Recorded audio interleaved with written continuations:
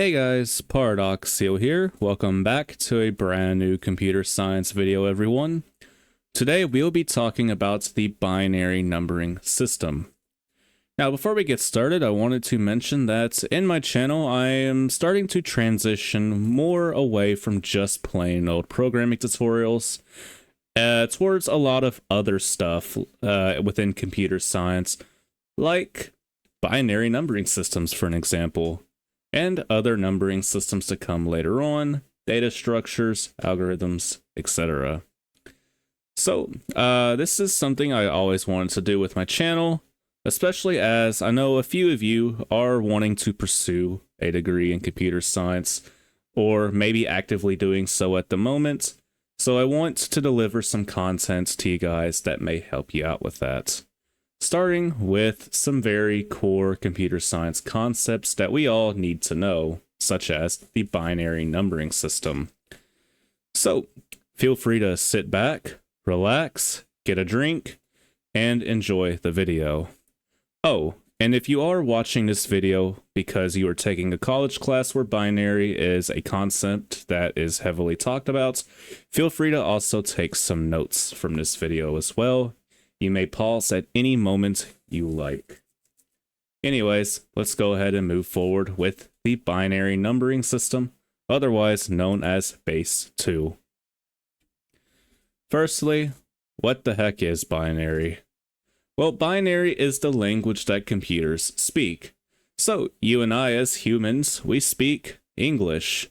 Or maybe you speak Spanish, German, Chinese, Arabic, etc. We all speak what's known as human languages. Well, binary is a computer language, and essentially it is represented in base 2, which there'll be more on that later. Now, we use binary for all sorts of different things, but for two major examples I've put right here, we use it to store and compute numbers, and we also use it in digital logic. But you will soon learn that there is a lot more we use binary for as we progress throughout this little mini series. Alright, so what is base 2? Well, base 2 simply refers to how data is represented. It is represented with two numbers, 1 and 0. Now, base 2 is where binary gets its name from, hence binary, bi meaning 2. This is very useful in things like digital logic and other applications where we need to find a quick way to represent polarized values or meanings within a certain context.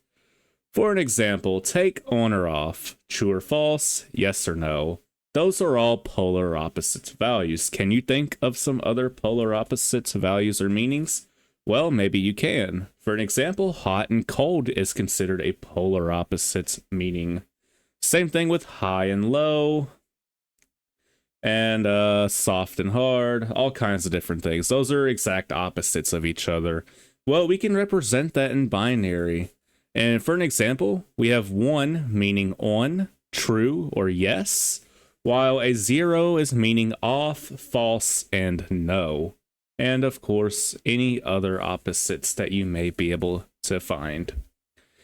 Now, we can use binary in several different things, like SSDs, for an example, which are 7-segment displays, not solid-state drives like you may have inside your MacBook, laptop, or desktop computer. Now, 7-segment displays are essentially those characters that you may see on older alarm clocks, like the old digital 80s alarm clocks, where you have the big red characters, basically drawn together with those little lines, or, well, what I see more as trapezoids. Now, we also may see these on scoreboards at a basketball game or a football game, and essentially they're all powered by binary, and we use those 1s and 0s to basically determine which number or character we want to show on the 7-segment display. We can also use this when computing inputs for a certain output, which is heavily used in digital logic involving the 3 main gates and, or, and not. Now, base 2 makes numbers and other data easy to represent since we do not need more than just two different values, which are 1 and 0. Unlike in base 10, which we have numbers ranging from 0 to 9, is what we humans use. So base 2, we're essentially representing the same numbers that we have in base 10, but just at a smaller scale. And this is very good for memory.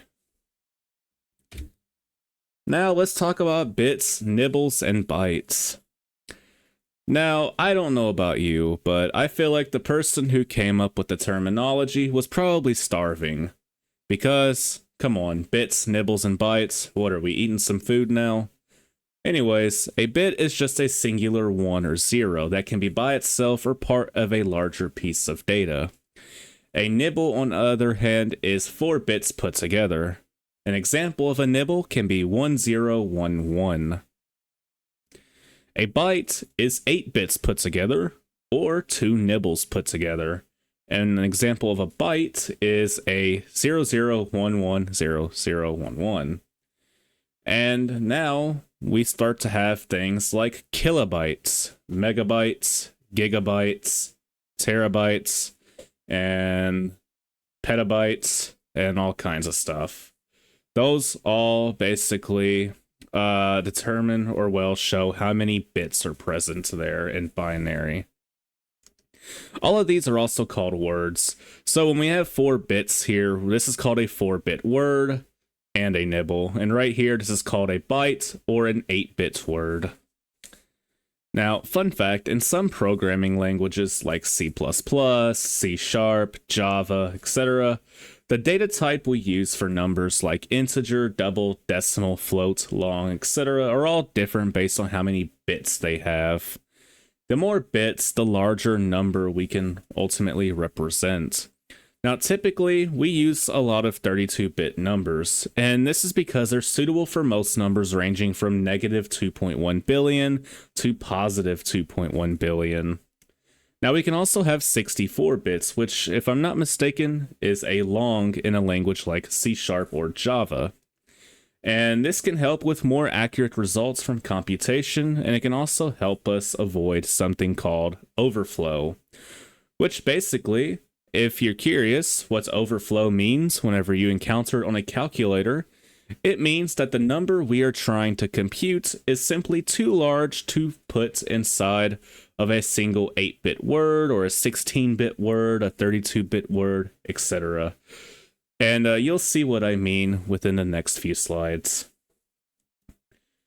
Now, in 64 bits, we can have numbers ranging from negative 9 quintillion to positive 9 quintillion, which is ridiculously large, but it is necessary for certain applications, like high-performing algorithms with very high accuracy, some financial applications, etc. Basically anywhere where we really want to be spot on with our answer.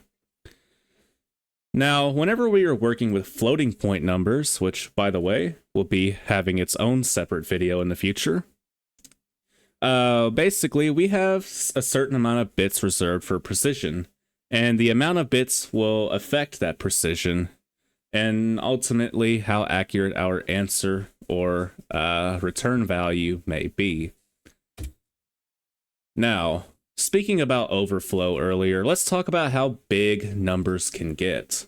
Well, in binary, the largest value that a 8-bit word can have is determined by the amount of bits. Generally, we follow this formula here, 2 to the nth power minus 1, where n is the number of bits. So, for an example, let's say we are working with a single byte, which is 8 bits. And our largest number, or value, is going to be 255 for that 8-bit word. Why is it going to be 255? Well, it's because we have 2, which is our base, and 8, which is our exponent or number of bits. So 2 to the 8th power minus 1, which will equal 255. And this is also why we call it base 2, because whenever we want to figure out the largest value that a binary word can have, we take the base of 2 and bring it to the power of the number of bits. Now, about overflow. Well, how can we achieve overflow? Why does overflow happen whenever your calculator tries to compute a number that's ultimately too big? Well, basically, a computer has a certain amount of bits available to it. We have a finite amount of bits. And, well, sometimes our numbers can be too big to be stored in those bits. So let's say we have a 64-bit calculator. Now remember, 64 bits can have numbers as small as -9 quintillion to +9 quintillion. So if our number is 10 quintillion, then we will run into an overflow error because we have ran out of bits to use to store that very ridiculously large number. So that's how overflow can happen. Now let's talk about indices. Now each bit in a binary word has an index position. Note, this is not the same kind of index position that is in an array or linked list in certain programming languages. These index positions or indices work differently. In an array, you may be familiar with indices or index positions starting from 0, ranging to the size of the array -1. So for an example, from 0 through 10, if our array has 11 values. Well, in binary, that is basically the same thing, but backwards. So we go from greatest to least. Now this bit right here, which is a 1, is called the MSB, or most significant bit. And this bit is essentially the one that's going to be at the most left-hand side. That is our most significant bit. And our most significant bit will have the highest index position, and it will always be the number of bits -1. So if we have a 32-bit word, then the highest index position will be 31, and that will be our most significant bit.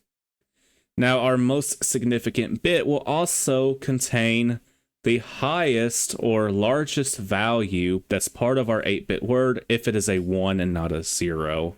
And you'll see more on that in the next video, where we start to convert values of base 2 binary to decimal base 10 and vice versa.